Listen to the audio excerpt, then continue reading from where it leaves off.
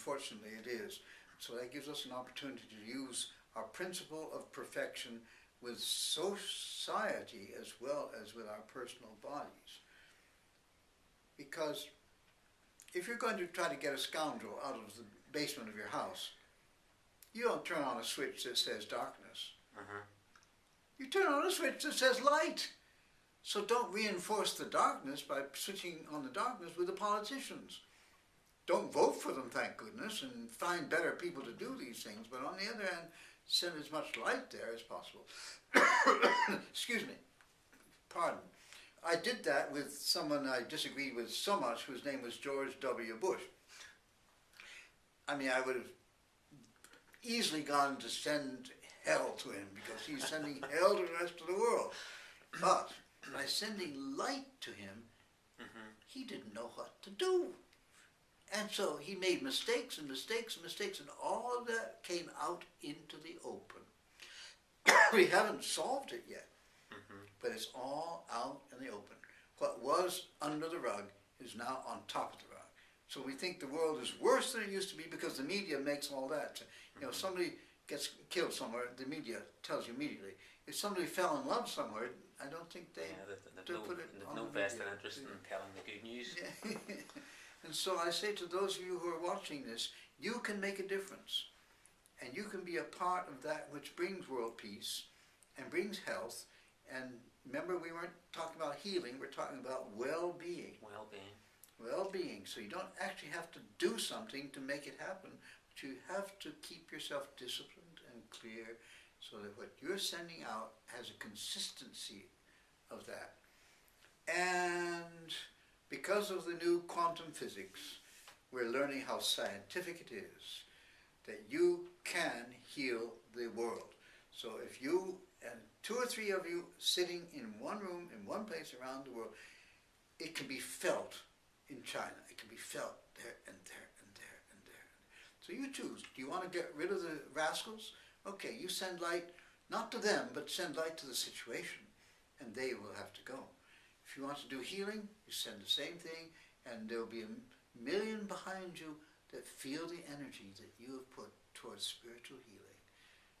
Because we're not in a dualistic universe, in spite of the way it looks.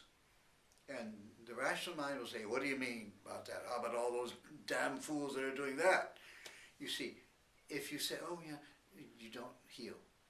But if you send light and inspiration to all those places where it's needed so badly, you know, you're doing the healing, and you didn't have to leave your own chair at home.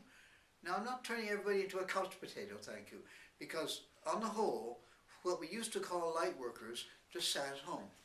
And the Buddhists sat in their caves and meditated for 37 years. Okay? Yeah. That's not it anymore.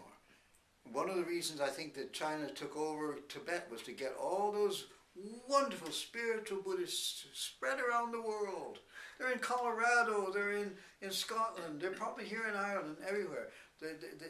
They used to be sitting for years and years just in a cave, meditating. Just in isolation?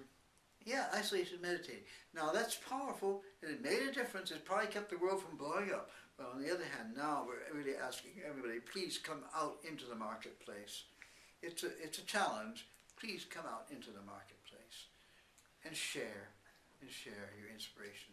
Share your wonderful spiritual understanding. Share it. Don't blab, blab, blab. It's best sometimes not to talk too much. I'm talking here too much, but there we are. On the whole, that's important too. But it's also going on the internet. If you know where to find it on the internet. I gave 4winds10.com. Actually, there's a lot of it there. Besides the Casper that's uncovering the criminality of Washington and those things. I suppose people now, you know, they've just been lied to so many times about so many things. And, you know, people just have such a deep mistrust of politicians, and, you know, there probably are a lot of good people out there doing wonderful, incredible work. It's just that, you know, they seem to be dominated by the ones that are doing stuff that doesn't serve anybody. It seems that, you know, it only serves the people that are actually doing the things themselves. Yeah, that's right. That's the way it is. Bonuses to the top bankers and who are stealing billions from us, and they put a couple of billions in their own pocket. And now they don't mind if I say this on television because they know everybody knows it, but they're still getting away with it. So we have to take it to the final step of replacing it. You know, if you have an addiction, I won't suggest, because there may be people here who do like smoking, but if you have a tobacco addiction, yes, put them aside, but don't take the cigarette away. Put something so passionate in its place that there's no room for it anymore. Now that really, I know AA does a good job with alcohol, but if you just take it away, that doesn't do it. But you do have to put something so passionate in its place that there's no room for it anymore. So that's what we can do about bringing social justice around the world and economic equality into the poor parts of the world. All these things, which the politicians will never do. Now it's time for the joke. The politicians can't solve the problem. They have to look like they're solving it. They can't solve the problem because if they solve it, they're out of a job. Yeah, they're out of a job. I just think that.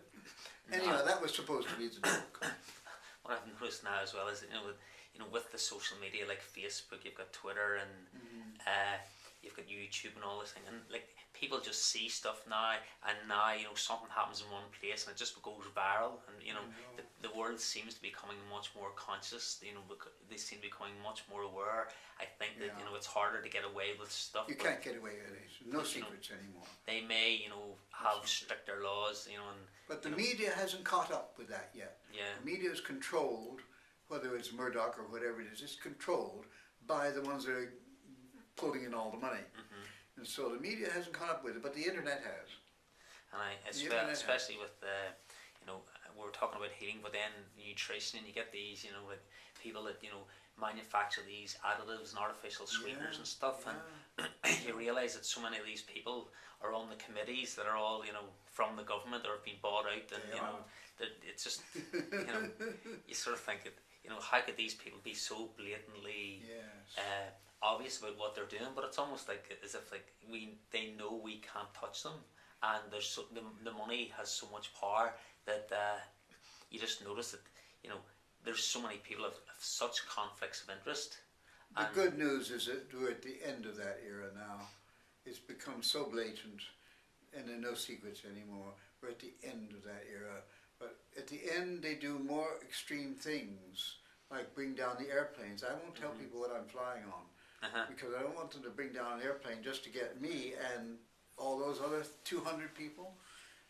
And same thing with the 9/11 was an inside job. I don't want to take time with that one, but it was an inside job because the scientists have proven that the jet fuel would not be enough to melt steel. It doesn't go hot enough to melt steel. And so no way that those buildings were brought down by the airplane. Well, I would sort of agree with that. I spent a lot of years around motor cars and with burning gear and acetylene and stuff, and I just thought that there's no way you can melt steel with fuel. Exactly. It needs to have such a high pressure. So there were explosives on every 10 floors that had been put in there surreptitiously when they thought they were going to fix the plumbing. They told, we don't come in on Monday because we've got to fix the plumbing over this weekend, and we still have to do. It wasn't plumbing at all. It was placing explosives.